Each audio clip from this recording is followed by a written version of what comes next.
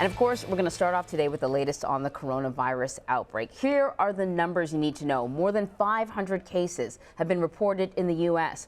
New York is now under a state of emergency with more than 100 cases. And Washington, D.C. reported its first cases. So at least 24 people have died from the virus nationwide.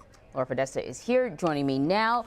So, the thing about the numbers is it depends on how many people are tested. That'll let us know just how many people have the virus. And the problem is, where are the test kits? That's so the question. Trump administration is promising that 4 million test kits will be available this week. And so we're expecting the number of infected Americans to drastically increase as the ability to test potential patients grows.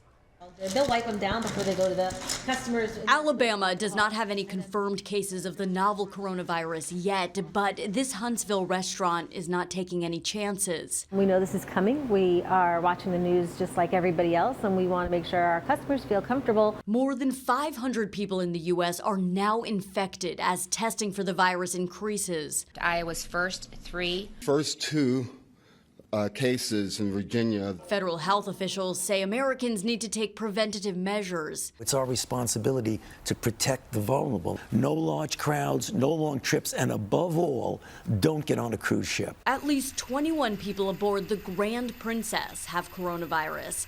The cruise ship is expected to dock in Oakland today after being held at sea for days. This is a very difficult time for you, another 14 days for many of you to be quarantined.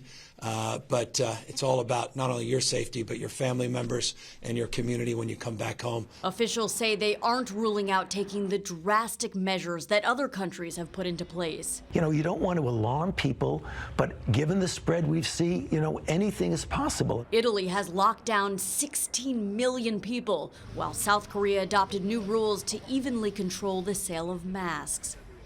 I think part of the challenge here, Laura, is there are a number of sort of governing bodies looking at this. You've got the WHO, you have the FDA, you have the CDC, but what's the FDA saying? So the FDA says that right now 75,000 test kits have been shipped and are available for you to go to your doctor or to urgent care and be tested.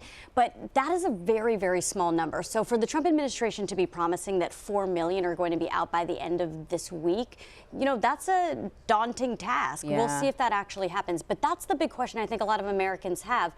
Where can I get tested? When can I get tested? If I do feel ill, how do I know if this is coronavirus, if this is something that I should be quarantining myself or telling my elderly parents or staying away from public activities? Yeah. So the testing kits have been a massive problem, the fact that they haven't been out. And the FDA Commissioner Stephen Hahn said he acknowledged, this is a big point, he acknowledged that there was an issue, that there were manufacturing problems with the CDC test. That's why only now are they sending them out. That explains it, because people have said, you've known about this for a few months now. Why is it taking so long? But that makes a lot of sense. All right, Laura, thank you so much.